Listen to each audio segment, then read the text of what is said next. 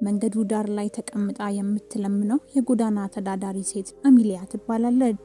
መንገዱ ላይ ገንዘብ ጥሎ የሄደው ወጣት ኤሪክ ሲባል እሷም ለእርዳታ እጇን ብትዘረጋለትም እንኳን ዞር ብሎም ሳይመለከታት ይሄዳል። በድንገትም ገንዘብ ጥሎ ማለፉን ያስተዋለችው አሚሊያ ልትሰጠው ስትጠራው ልትለምነው መስሎት ዞሮ እንኳን ሳይመለከታት ሳንቲም እንደሌለው ይነግራታል። እሷም የጣለው ነገር እንዳለ ስታሳውቀው ተመልሶ በመምጣት ገንዘቡን ከተቀበላት በኋላ ያመሰግናታል። በመቀጠልም ካለችበት ሁኔታ አንጻር ገንዘቡን መመለሷ በጎነቷን እንደሚያሳይ ይገልጽላታል። አሚሊያም ያን ያህል ትልቅ ነገር እንዳልሆነና ማድረግ የነበረባት ትክክለኛው ነገር እንደሆነ ትነግረዋለች። ከዚያም ኤሪክ ለታማኝነቷ $100 አውጥቶ ሲሰጣት ከብዙ ጉትጎታ በኋላ ተቀብለው ታመሰግኗለች።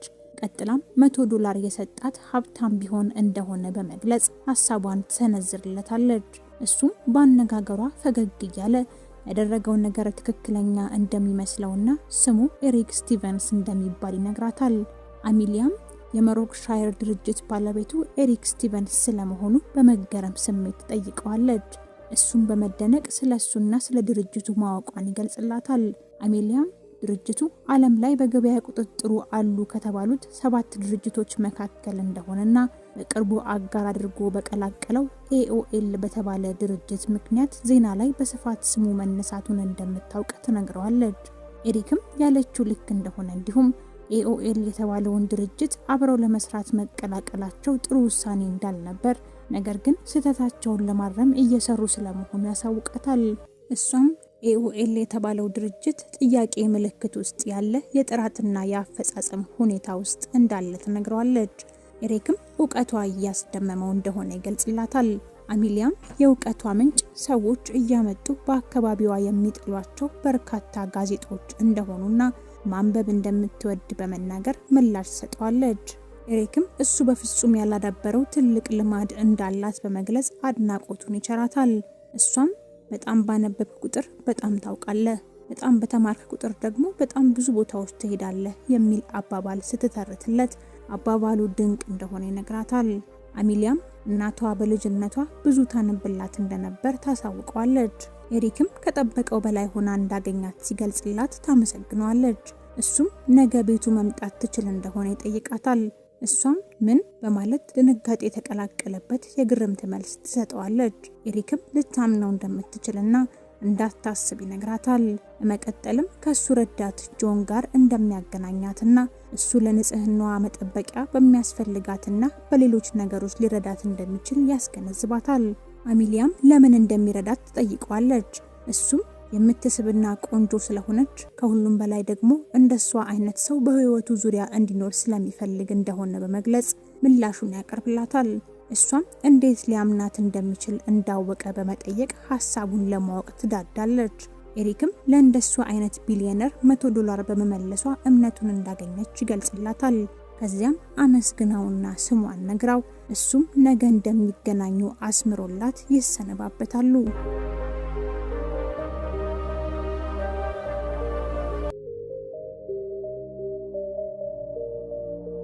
በማግስቱም አሚሊያ የኤሪክ ረዳት የሆነውን ጆንን ታገኘዋለች። ጆንም የኤሪክን ድንቅ ቤት እያሳያት ቤቱ እንደዚህ ያማረም ቢሆን ዋናው መኖሪያው ግን እንዳልሆነ፣ ከዚህ ይልቅ ለ2 ሰራተኞቹ የሰጠው ቤት እንደሆነ አዳንቆ ይነግራታል። እሷም ለ2 ሰራተኞቹ ብቻ 418 ካሬ ስፋት ያለው ቤት በመስጠቱ መገረሟን ከገለጸችለት በኋላ እሷ ብትሆን በ9 ካሬ ቤት ብቻ ልትደሰት እንደምትችል በመንገር ምኞቷን ትነግረዋለች። እሱም የካሬ አገማመቷ ፍጹማዊነት አስገርሞት ሪል ስቴት ውስጥ ኖረሽ መሆን አለበት ይላታል። አሚሊያም አባቷ መሞቱን ስትነግረው ማዘኑን ይገልጽላታል። ከዚያም ስሟን ከነገረችው በኋላ እሱ ጆን መሆን እንደሚኖርበት ስትነግረው ትክክል መሆኗን ያረጋግጥላታል። በመቀጠልም ኤሪክ እንዲያስጎበኛት እንዳደረገውና የያዘውንም አበባ የላከላት እሱ እንደሆነ ከነገራት በኋላ ይሰጣታል። አሚሊያም ካመሰገነችው በኋላ ኤሪክ እሷ ውስጥ ምን እንደታየው ባታውቅም ግን ያደረገላትን ነገር እንደወደደችው ትገልጽለታለች። ጆንም ኤሪክ የረዳት ምናልባትም ቆንጆ ብልህና ትሁት ሴት ስለሆነች ሊሆን እንደሚችል ይነግራታል። እሱም ቢሆን ለክፉ የሚሰጥ ሰው እንዳልሆነ በመንገር አድናቆቷን ስትገልጽለት ያመሰግናታል። ከዚያም ወደ ቤቱ ውስጥ ለመግባት ዝግጁ ስለመሆኗ ሲጠይቃት አዎንታዊ መልስ ትሰጠዋለች። ወደ ቤቱ ውስጥ ገብታ ሻወር ወስዳ እስክትወጣ ጆን ይጠብቃታል። ስትወጣም አልጋው ላይ የተቀመጡትን ልብሶች ብዛት አይታ ትደነጋለች። ቀጥላም ኤሪክ አይመጣም እንዴ? የት ነው ያለው? ብላ ጥያቄ ትሰነዝርለታለች። ጆንም ኤሪክ ማታ ላይ እንደሚመጣና አሁን ጠቃሚ የሆነ የቢዝነስ ስብሰባ ላይ እንዳለ ያሳውቃታል። እሷም የድርጅት ባለቤት ህይወት በስብሰባ የተሞላ መሆኑን እንደምትረዳ ትነግረዋለች። ጆንም ኤሪክ ጎበዝ የድርጅት መሪና ምርጥ አማካሪ እንደሆነ እንዲሁም ኤሪክ አቅሙን አይቶ ስራ ሳይቀጥረው በፊት ብዙ ዕዳ ውስጥ እንደነበር ሲነግራት ደግነቱን ታደንቅለታለች። ከዚያም አልጋ ላይ ያሉት ልብሶች በሙሉ የሷ ስለመሆናቸው ትጠይቀዋለች። ጆንም የሷ መሆኑን ካረጋገጠላት በኋላ ዛሬ ምሽት ኤሪክ የቢዝነስ ራት እንዳለበትና አብራው እንድትሄድ እንደሚፈልግ ያሳውቃታል። እሷም የምርህን ነው? ሀብታሞች መሃል ገብቼ ምን ላደርግ ነው? በማለት ጠይቀዋለች። ጆንም ምክንያቱን ማወቋ እንደማይቀር ካሳወቋት በኋላ ለመሄድ የምትስማማ ከሆነ የተዘጋጁላት ልብሶችና ሌሎች የመዋቢያ ዕቃዎች እንዳሉ ይነግራታል። አሚሊያም መስማማቷን ስትነግረው እዚሁ ቤት ውስጥ መዘገጃጀት እንደምትችል እንዲሁም ሜካፕና አለባበሷን የሚያሳምሩላት ሰራተኞች በቅርብ ጊዜ ውስጥ እንደሚመጡና ኤሪክ ማታ 1 ሰዓት ላይ መጥቶ እንደሚወስዳት ያስገነዝባታል።